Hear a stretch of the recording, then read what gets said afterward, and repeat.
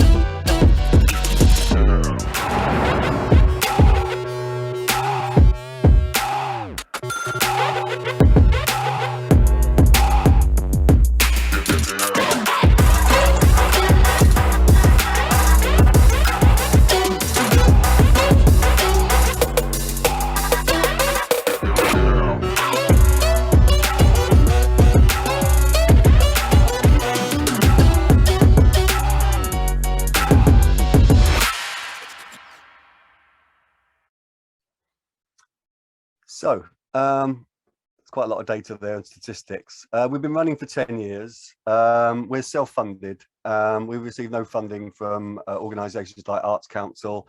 We rely upon sort of sponsors and partners to make the event work. Our aim is to make it affordable to schools.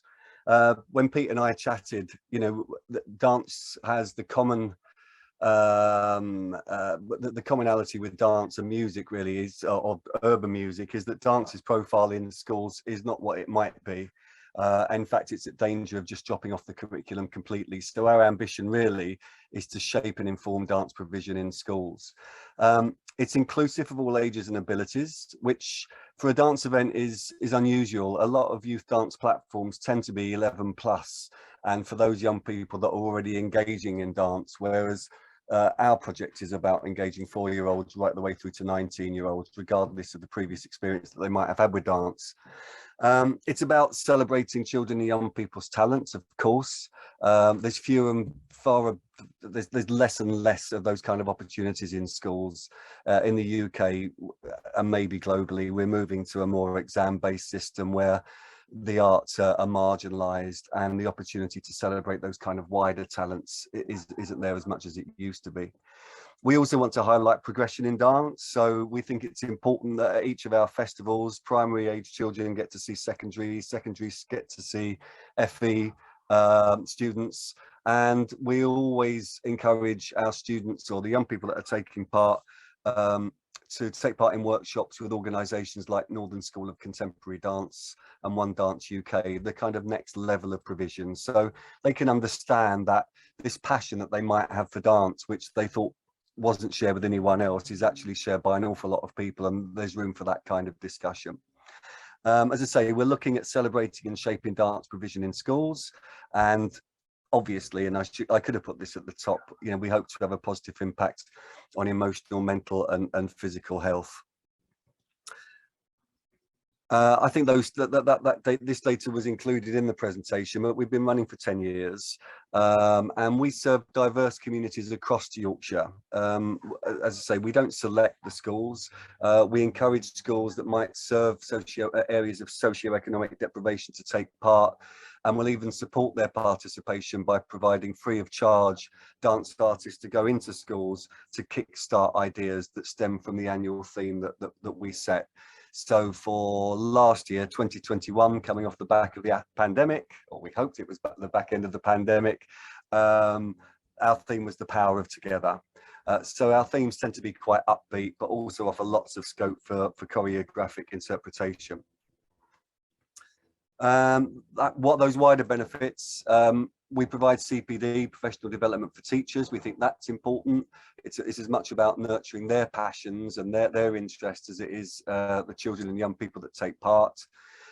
We provide employment opportunities for dance professionals insofar as we will pay for workshops in schools, and sometimes schools take on dance professionals themselves to help with the development of performance material. And for this year, we've actually embedded leadership roles for children and young people into the organisation of the festival, and I'm going to come to that just now, really.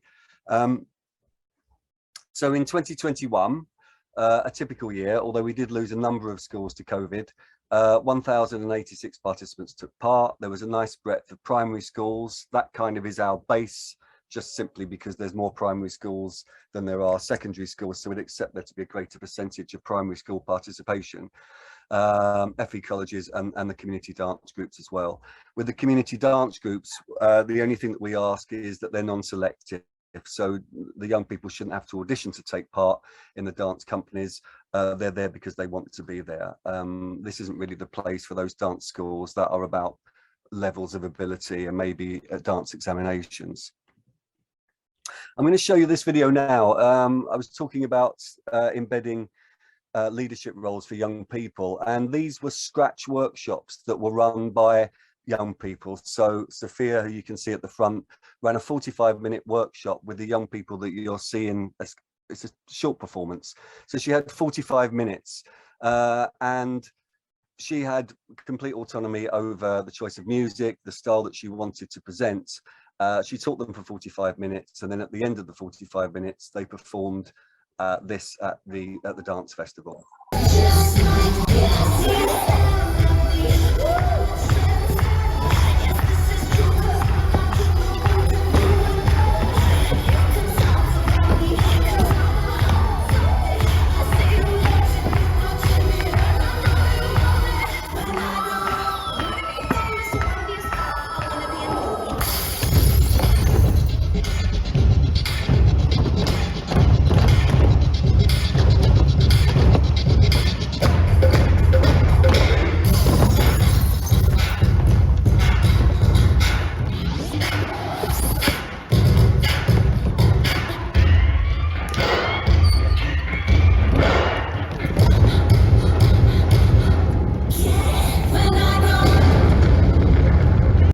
And that's what happens when you put young people in a room for 45 minutes.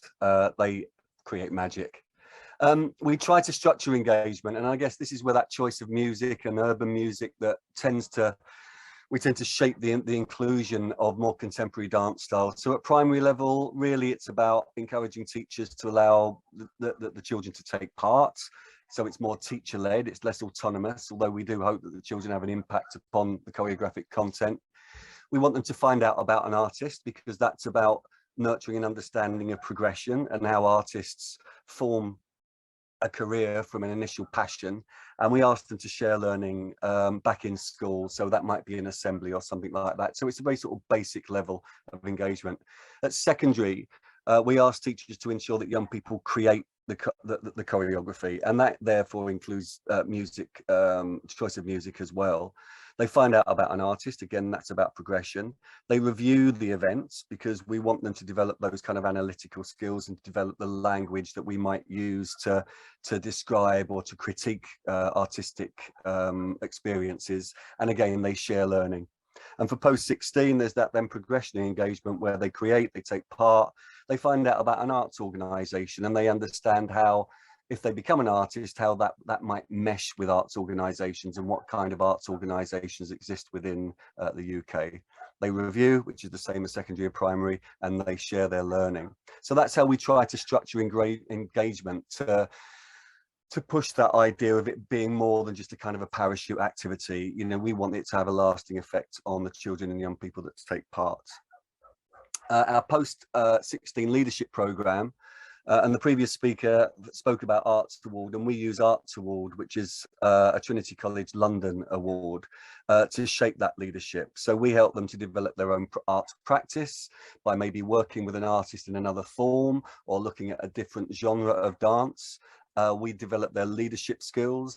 We do that by encouraging them to lead workshops at the dance festival, or by developing films that support the dance festival as well. So that was a new element for this year, and it's worked very well. We took 3 young people through.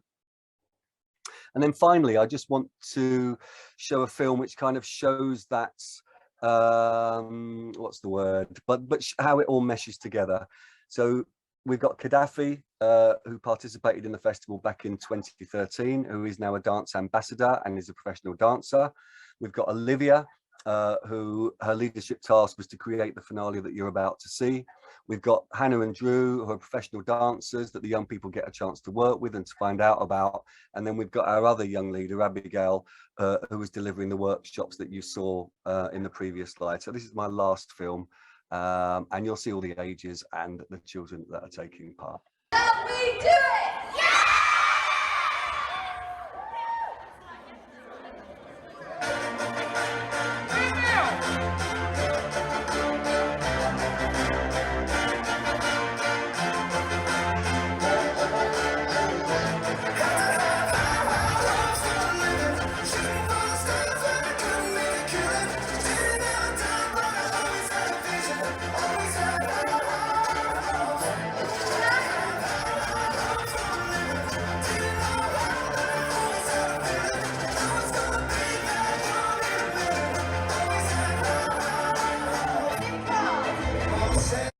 I'm just aware of time, so I'll move on to my final slide. So I guess, the question is, what can be achieved when contemporary urban music is included within these educational projects and in the dance festival? And I think my 3 main areas are relevance. I think that our event becomes more relevant when young people are using music that they're interested in, rather than music that's imposed upon them. There's that sense of authenticity and ownership as well.